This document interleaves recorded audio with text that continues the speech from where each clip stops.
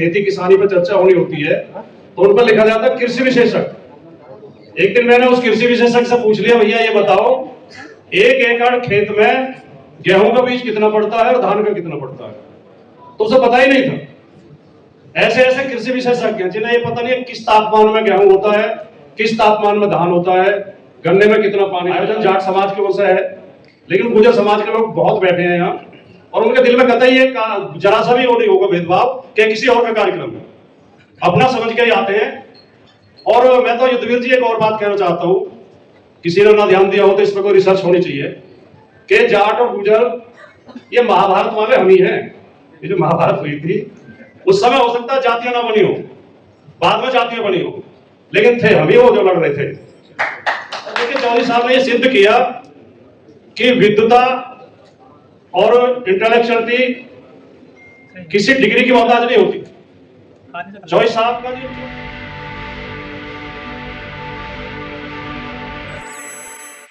के मसीहा परम श्रद्धेय महात्मा टिकैत जी के चरणों में अपनी श्रद्धांजलि अर्पित करता हूं। आज बाबा टिकैत को याद करते हुए हमें उन चीजों पर ध्यान देना चाहिए कि जो उन्होंने हमें प्रदान की, जो उन्होंने इस देश में एक पहचान कायम की और किसान की आवाज बनकर वो उभरे। बाबा टिकैत की सबसे बड़ी विशेषता थी उनकी सादगी। पहली बार एक ऐसा नेतृत्व किसान को मिला जो कि खुद किसान था, वरना इस देश किसान की खेती की पॉलिसी एसी दफ्तरों में बैठकर तैयार की जाती है दिल्ली में। जिन लोगों को यह पता नहीं होता, मैं तो क्योंकि टीवी डिबेट्स में हिस्सा लेता हूं, बैठता हूं, मेरे साथ कई ऐसे कृषि विशेषज्ञ बैठाए जाते हैं। जब खेती किसानी पर चर्चा होनी होती है तो उन पर लिखा जाता है कृषि विशेषज्ञ। एक दिन मैंने उस कृषि विशेषज्ञ से पूछ लिया, भैया ये बताओ 1 एकड़ खेत में गेहूं का बीज कितना पड़ता है और धान का कितना पड़ता है, तो उसे पता ही नहीं था। ऐसे ऐसे कृषि विशेषज्ञ जिन्हें ये पता नहीं है किस तापमान में गेहूं होता है, किस तापमान में धान होता है, गन्ने में कितना पानी लगता है।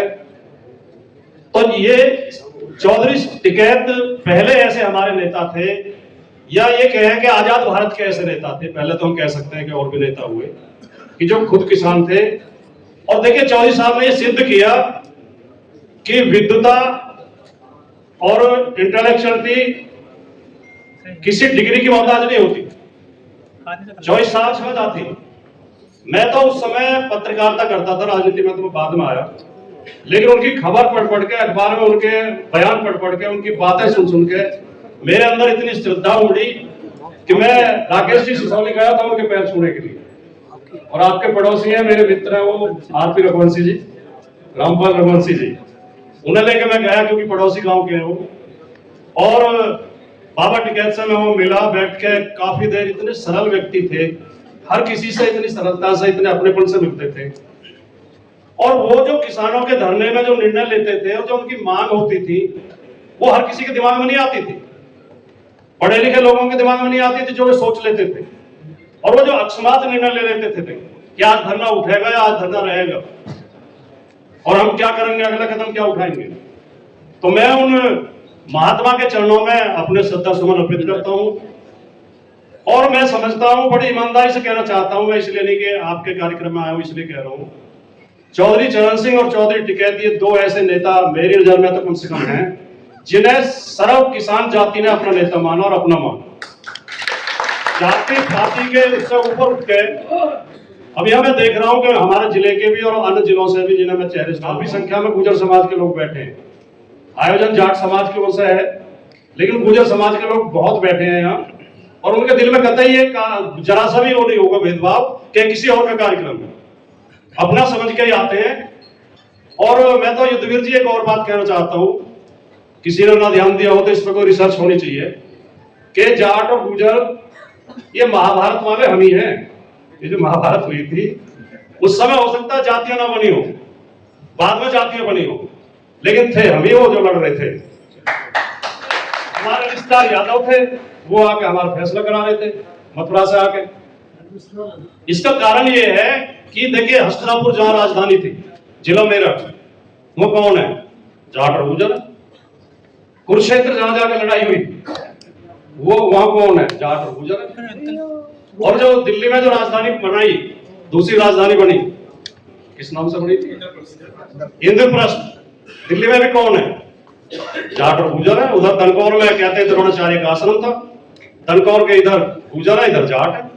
तो इसका कोई तो कारण होगा भाई। जमीन तो ज्यादातर पीढ़ी दर पीढ़ी चलती है।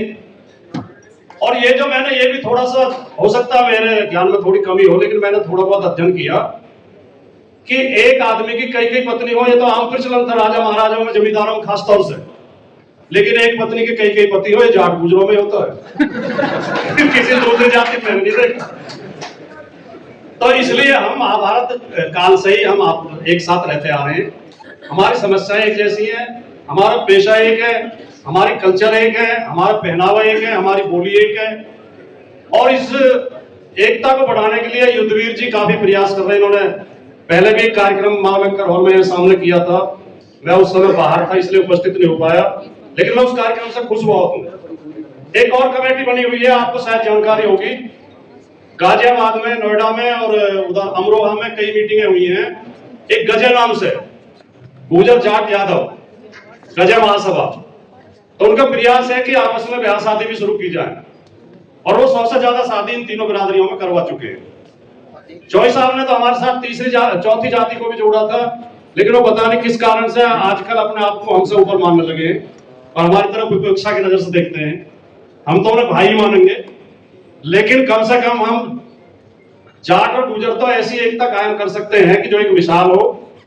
और जब चौई साहब, राकेश जी, आपके साथ एक विधायक ने बदतमीजी की थी और ये कहा था कि मैं 1 लाख की मीटिंग करूंगा, तो सबसे पहले मैं ही था जो बादलपुर गांव में गया जहां उन्होंने मीटिंग घोषित की थी, और मैंने पूरे गांव को इकट्ठा करके कहा कि अगर यह मीटिंग हो गई तो ये हमारे पूरे बिरादरी के लिए एक अपमान की बात होगी। ये जो है इस तरह का कार्यक्रम, इस तरह की मीटिंग नहीं होनी चाहिए। खटाना जी बैठे, इन्हें जानकारी होगी, और राजीव भाई भी बैठे हैं, हमारे जिले के अध्यक्ष हैं यूनियन के। तो उसमें पूरे गांव ने, मैं गांव का भी धन्यवाद करना चाहूंगा। उन्होंने कहा हमारे गांव में कोई मीटिंग किसान यूनियन के खिलाफ नहीं होगी, और किसानों के खिलाफ किसी आदमी को गांव में नहीं घुसना है। तो इस तरह के उदाहरण बहुत हैं, हमने एक दूसरे के साथ संकट में दिया है और देना चाहिए। और आज ये इस बात की भी मुझे बहुत खुशी है कि महात्मा टिकैत जी की पुण्यतिथि दिल्ली के कॉन्स्टिट्यूशन क्लब में मनाई जा रही है। हमें देहात से निकल के इन राजधानी के गलियारों को भी देखना चाहिए थोड़ा। चौधरी चरण सिंह कहा करते थे कि किसान को अपनी एक नजर खेत पे और दूसरी नजर जो दिल्ली की संसद पर रखनी चाहिए। तो आप सबको इस बात के लिए बधाई देते हुए, हमारे आदरणीय सांसद हरिंदर मलिक जी बैठे हुए, हमारी पार्टी के वरिष्ठ नेता हैं, और दीपेंद्र हुड्डा जी, सुरेंद्र जी, और सभी आदरणीय मंचस्थ पर सामने बैठे सभी आदरणीय बंधुओं को धन्यवाद देते हुए, बधाई देते हुए इस बात के लिए कि आप आज महात्मा जी की पुण्यतिथि बहुत सुंदर जगह पे, अच्छी जगह पे मना रहे हैं। नमस्कार, जय हिंद, जय महात्मा टिकैत।